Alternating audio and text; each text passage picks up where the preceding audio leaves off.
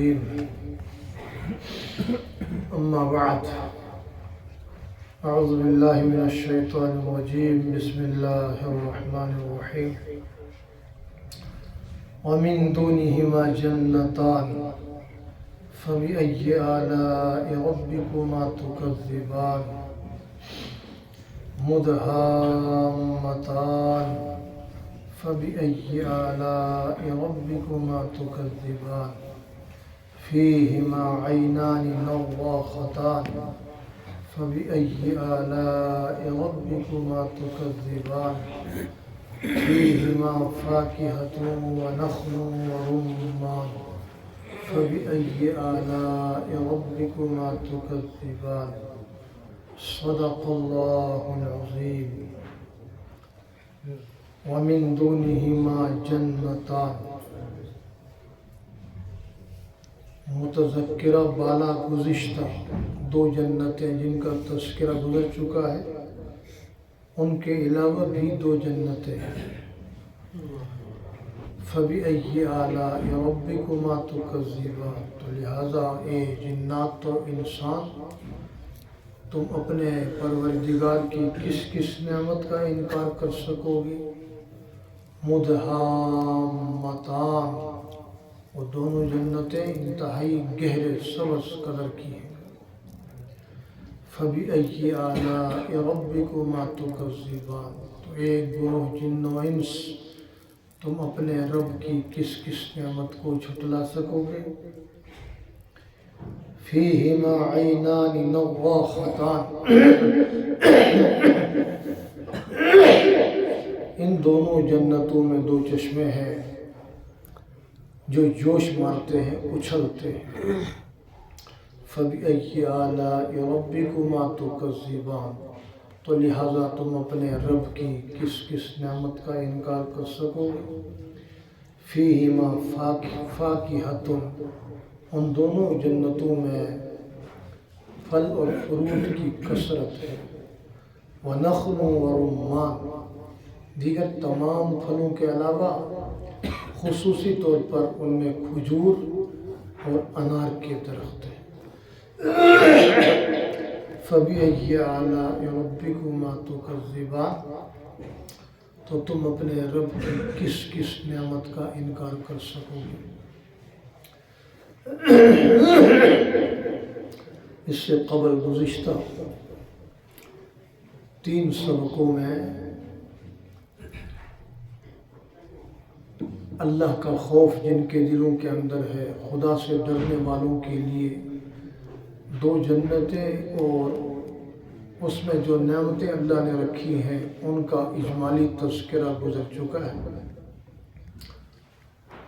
اور اسی دوران یہ بات بھی بیان کی گئی تھی کہ وہ 2 جنتیں جن کا تذکرہ خوف خدا رکھنے والوں کے لیے ہیں، ان کے علاوہ بھی اللہ نے 2 جنتیں رکھی ہیں جن کا تذکرہ یہاں آیا وَمِن دُونِهِمَا جَنَّتَانِ کے لفظ سے، کہ ان مذکورہ بالا گزشتہ 2 جنتوں کے علاوہ 2 جنتیں اور ہیں جن کے بارے میں ابھی بیان کیا گیا، اور ان آیات میں ان دونوں جنتوں کے فقط مختصر پھلوں کا تذکرہ آیا ہے، جیسے ان وَلِمَنْ خَافَ مَقَامَ رَبِّهِ جَنَّتَانِ، خوف خدا رکھنے والوں کے لیے جو جنتیں ہیں ان میں بھی پھلوں کا تذکرہ آیا اور اس کے بعد حوروں کا تذکرہ آیا۔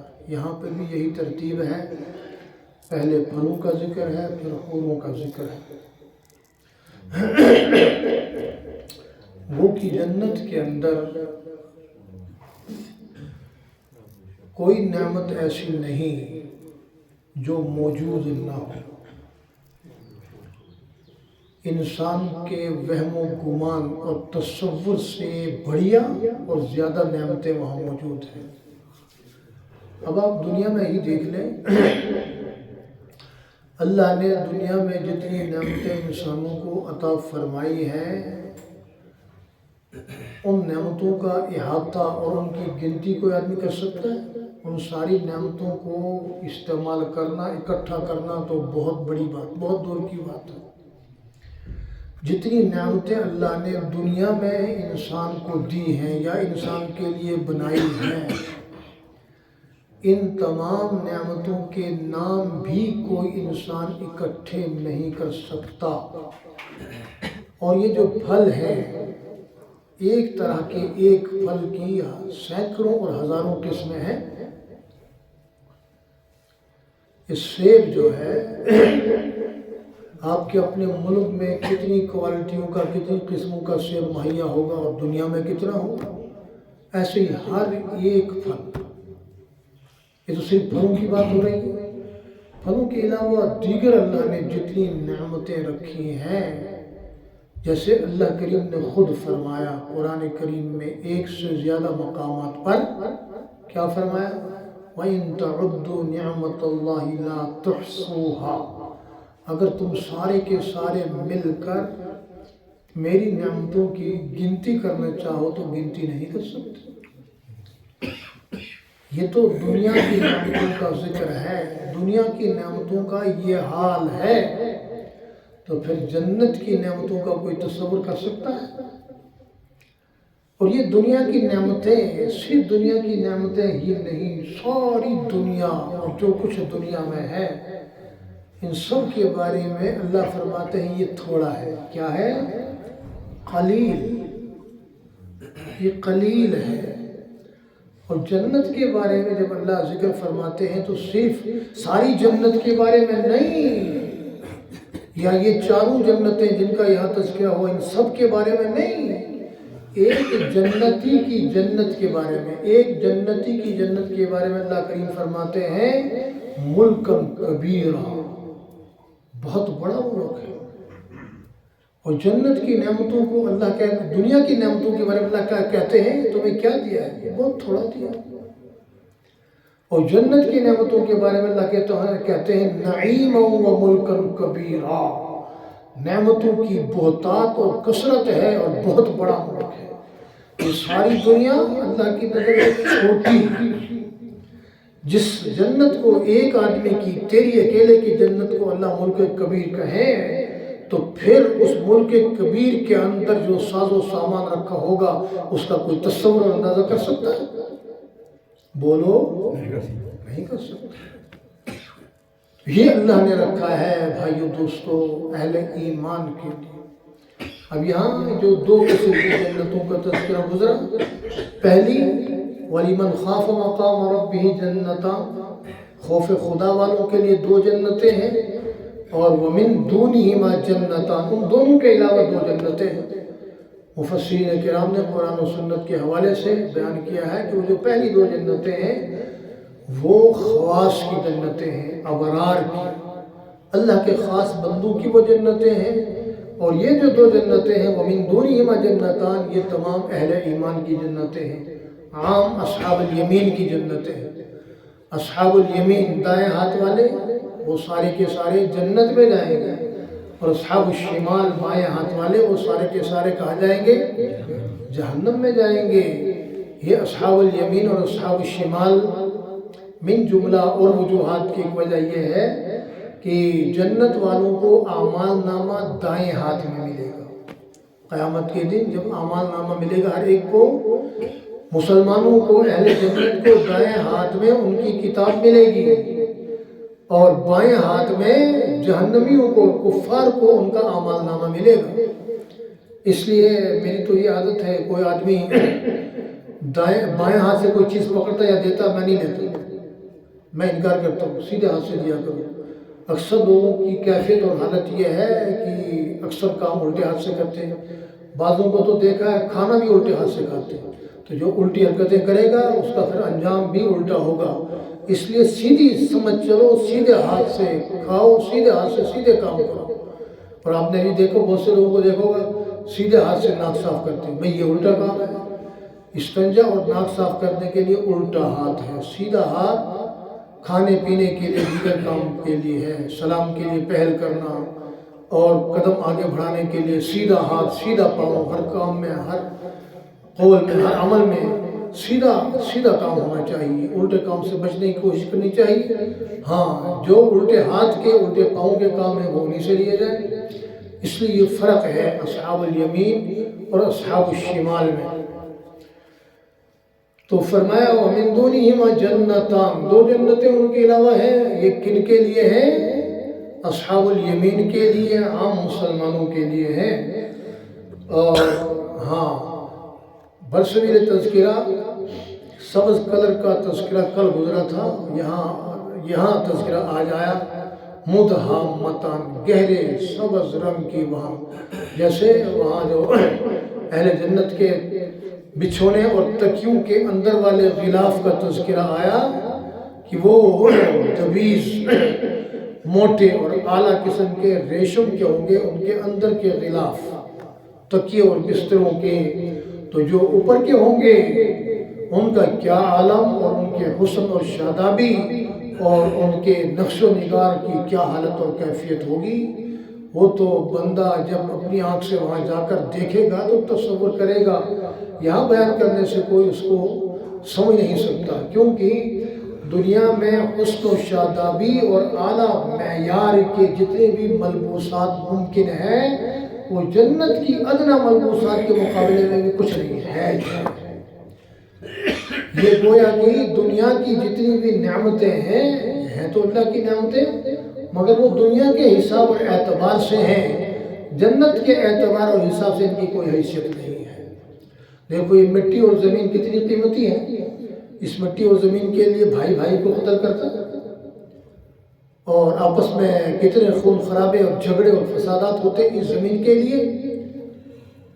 یہ زمین جو ہے یہ جنت کے قریب سے بھی نہیں پھٹک سکتی ہے۔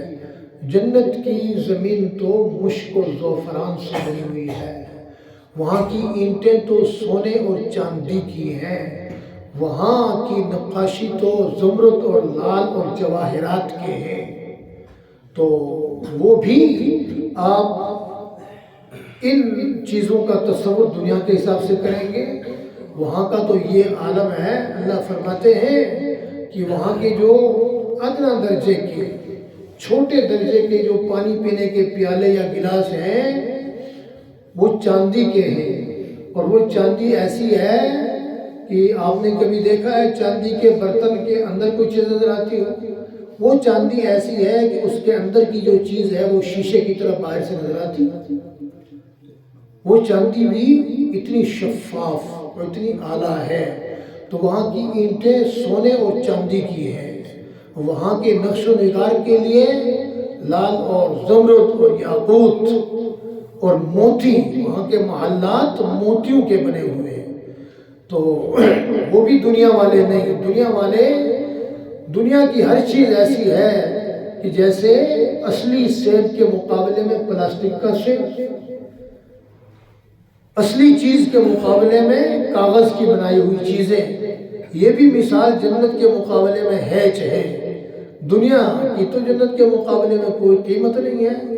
دنیا کی ایک چٹکی بھر مٹی ساری دنیا اور دنیا کی تمام چیزوں سے زیادہ قیمتی ہے۔ اس ساری دنیا کی قیمت اللہ کے نزدیک مچھر کے پر کے برابر نہیں ہے، جو بہت کچھ نظر آتی ہے، جس کے لیے لوگ مرتے ہیں لڑتے ہیں۔ تو وہ جنت ایسی ہے، فیہما عینان نضاختان۔ ان جنتوں کے بارے میں فرمایا فیہما عینان تجریان، دو چشمے ہیں جو جاری ہیں۔ ان کے بارے میں فرمایا یہ جوش مارتے ہیں، ابلتے ہیں، مگر یہ جاری نہیں ہے۔ تو جو جاری ہوں گے وہ تو پوری جنت میں نہروں کی شکل میں پھیلے ہوں گے، اور جو اپنی جگہ پر جوش مارتے ہیں وہ تو چشمے ہوں گے، اسی جگہ پر کھڑے ہوں گے۔ یہ فرق ہے اعلیٰ اور ادنا، اعلیٰ درجہ اور ادنا درجہ کی جنت کے ساز و سامان میں۔ فیہما فاکہۃ ونخل ورمان، پھل فروٹ کی وہاں بہتات اور کثرت ہوگی۔ جیسے تذکرہ گزرا، جتنے پھل اور فروٹ آپ کے تصور میں آ سکتے ہیں ان سے زیادہ اقسام ہوں گی، اور کثرت کا تو یہ عالم ہے کہ دنیا کی تو جتنی بھی چیزیں ہیں، جتنے پھل فروٹ ہیں، آپ استعمال کرتے ہیں تو ختم ہو جاتے ہیں۔ ایک سیزن آتا بھی دیکھو، کنوں کا سیزن گزر گیا، اب آپ کو کنوں وہ ملے گا جو اسٹور میں رکھا ہوا ہے، تازہ کنوں آپ کو نہیں مل سکتا، کب ختم ہو چکا ہے۔ اور اسٹور والا بھی ایک لمٹ تک چلے گا، ہو سکتا ہے ایک آدھ مہینہ اور چل جائے، اپریل کے مہینے آگے آپ کو مئی جون میں کنوں چیز کی کوئی چیز نام کی کوئی چیز نہیں ملے گی۔ ہر پھل کا ایک سیزن ہے اور ایک محدود مدت اس کے بعد ختم ہے۔ وہاں کسی پھل کے لیے کوئی سیزن نہیں، ہر پھل کا ہر سیزن ہے، ہر سیزن میں ہر پھل موجود ہے اور ہر پھل ہر سیزن میں موجود ہے۔ اور اتنی بہتات اور کثرت ہے کہ سارے اولین اور آخرین ساری کائنات مل کر ایک ہی جنتی کے پھل کھائے وہ کبھی ختم نہیں ہوتے، اور ختم ہونے کا وہاں تصور ہی نہیں ہے نا۔ جو چیز آپ نے کھائی ہے، آپ کے سامنے شاخ ہے، اس میں سے آپ نے پھل توڑے کھائے، ابھی آپ نے توڑا ہے کھایا بھی نہیں ہے، اس کی جگہ پر وہ پھل دوبارہ وہاں پر موجود ہے۔ وہاں کمی کا تصور ہی نہیں ہے، ختم ہونے کا تصور ہی نہیں ہے۔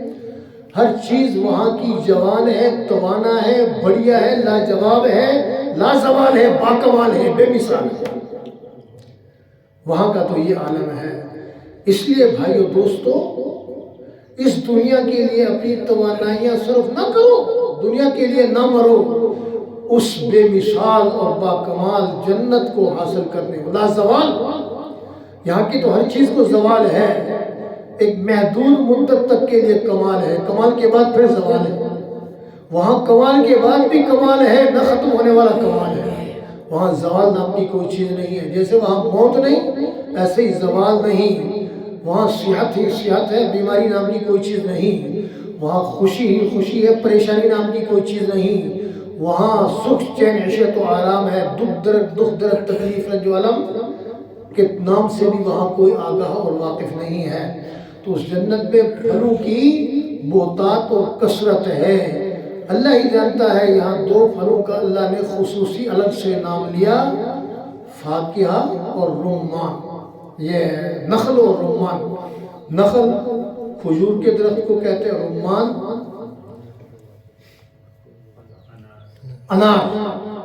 انار اور کھجور کا اللہ نے نام الگ سے لیا ہے۔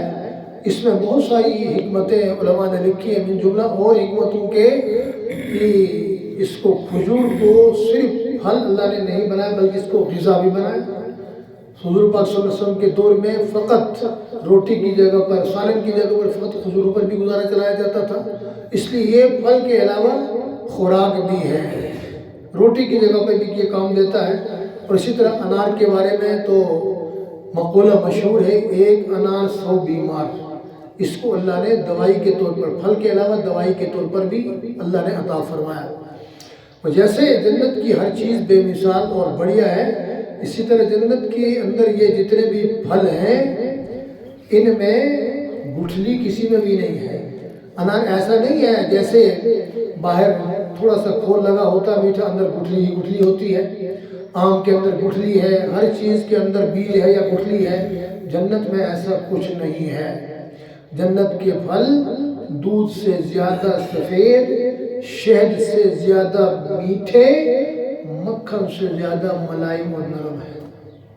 کسی قسم کا وہاں زحمت، تکلیف، پریشانی نام کی کوئی چیز نہیں۔ آدمی کسی چیز کے کھانے کا دل میں تصور لائے گا، وہ چیز آن موجود ہوگی۔ اس چیز کا نام جنت ہے۔